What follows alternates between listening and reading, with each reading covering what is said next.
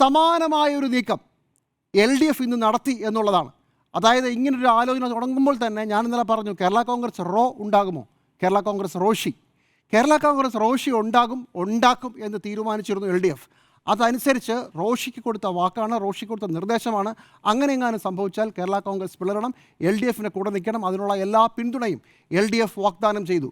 ഇന്ന് 25 സെൻറ്റ് സ്ഥലം KM മാണിയുടെ സ്മരണയ്ക്ക്, അത് 5 വർഷം മുമ്പാണ് 5 കോടി അനുവദിക്കുന്നത്. പിന്നെ ആ പരിപാടിയെക്കുറിച്ച് നമ്മളാരും കേട്ടിട്ട് പോലുമില്ല. KM മാണി സ്മാരക സെൻറ്റർ, അതിനെക്കുറിച്ച് ആരും കേട്ടിട്ടില്ല. ഇന്ന് പെട്ടെന്നൊരു 25 സെൻറ്റ് സ്ഥലം തിരുവനന്തപുരത്ത് വളരെ നിസ്സാര വിലയ്ക്ക് അനുവദിച്ചത് പോലും ആവശ്യപ്പെട്ടിട്ട് പോലുമല്ല, പാർട്ടിയെ സമ്മർദ്ദത്തിലാക്കാനാണെന്നാണ് ഞാൻ വിചാരിക്കുന്നത്. അങ്ങനെ വളരെ പ്ലാൻഡായിട്ട് LDF നീങ്ങുന്നു. അത് റോഷി അഗസ്റ്റിനെ മുന്നിൽ വെച്ചായിരുന്നു. റോഷി അഗസ്റ്റിൻ പരമാവധി ആളുകളെ പിടിക്കുന്നു. ജോസ് കെ മാണിക്കെതിരെ ഒരു വലിയ നീക്കത്തിന് സാധ്യതയുണ്ട് എന്ന് മനസ്സിലാകുന്നു.